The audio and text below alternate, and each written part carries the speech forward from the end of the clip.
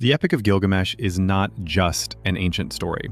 It is considered the very first epic in world literature, a work that predates Homer, the Bible, and most other texts we call classics.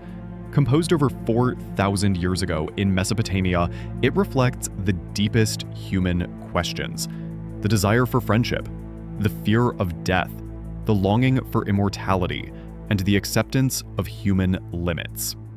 Though it was written with a stylus on clay tablets, its message still resonates today. The King of Uruk. The story begins in the legendary city of Uruk, one of the great centers of Sumer. Its ruler was Gilgamesh, a figure described as 2/3 divine and 1/3 human. This unusual combination gave him extraordinary strength and wisdom, but also arrogance and cruelty. As king, Gilgamesh was harsh and oppressive, driving his people to exhaustion. Citizens prayed to the gods for relief, asking them to balance their ruler's overwhelming power.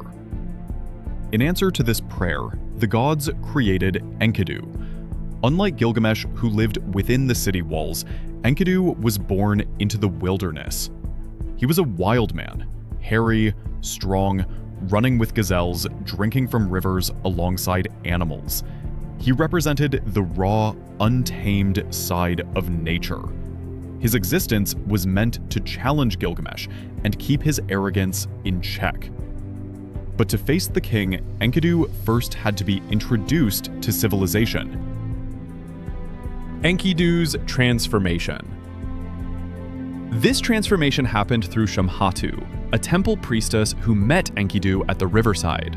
She offered him bread, wine, and love, introducing him to human customs.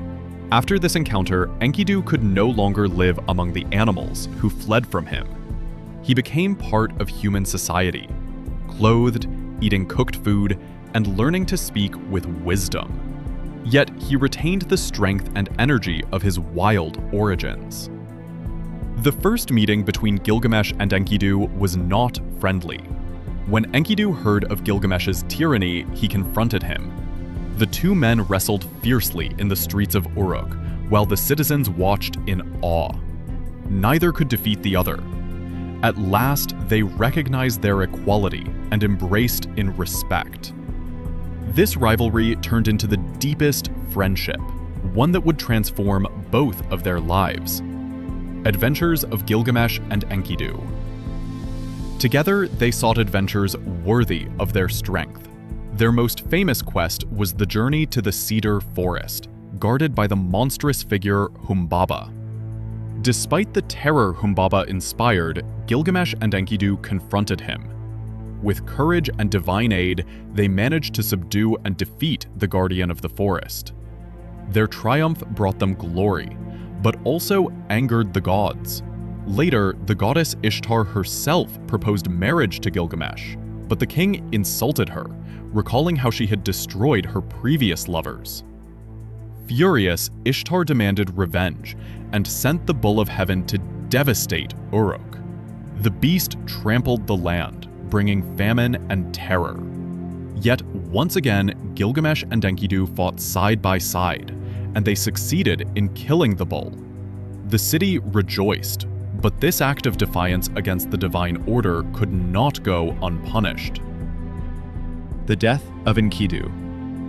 The gods decreed that one of the heroes must die. They chose Enkidu. He fell ill and, after a period of torment, succumbed to death. His final words were full of grief and regret, lamenting his fate. The death of Enkidu was the turning point of the entire epic. Gilgamesh, who had faced monsters and divine wrath without fear, now trembled before the reality of mortality. If even Enkidu, his equal in strength, could die, then Gilgamesh himself would one day face the same end. Stricken with grief and terrified of his own mortality, Gilgamesh abandoned Uruk and began a journey in search of immortality. He traveled across deserts, climbed mountains, and crossed dangerous waters. The quest for immortality. He met the goddess Siduri, keeper of a tavern by the sea. She advised him to abandon his quest, to embrace life's simple joys: eating, drinking, loving, raising a family. But Gilgamesh could not accept her counsel. He wanted more than mortal existence. He wanted eternal life. Eventually, he found Urshanabi, the boatman, who guided him across the waters of death to the dwelling of Utnapishtim. This wise man was the only human granted immortality by the gods. He told Gilgamesh the story of the Great Flood, a tale strikingly similar to the biblical account of Noah.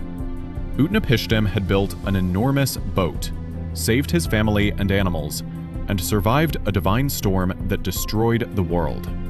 In reward, the gods granted him and his wife eternal life. But Utnapishtim explained that immortality was not meant for mankind. To test Gilgamesh, he challenged him to stay awake for 6 days and 7 nights. Gilgamesh failed almost immediately, falling asleep.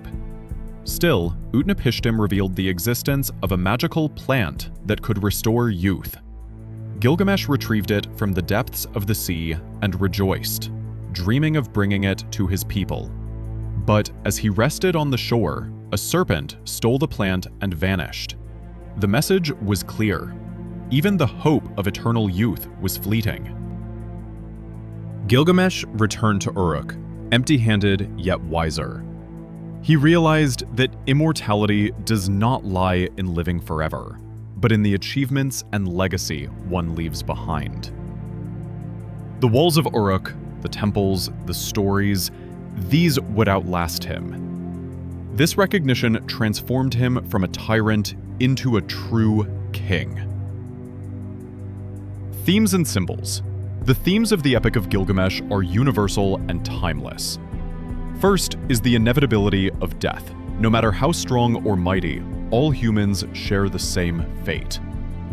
Second is the transformative power of friendship. Enkidu's bond with Gilgamesh made the king more human, more compassionate. Third is the tension between nature and civilization. Enkidu embodies the wild, Gilgamesh the city, and their union represents balance. Finally, the role of the gods highlights the limits of human control, but also the dignity of human struggle. Historical context.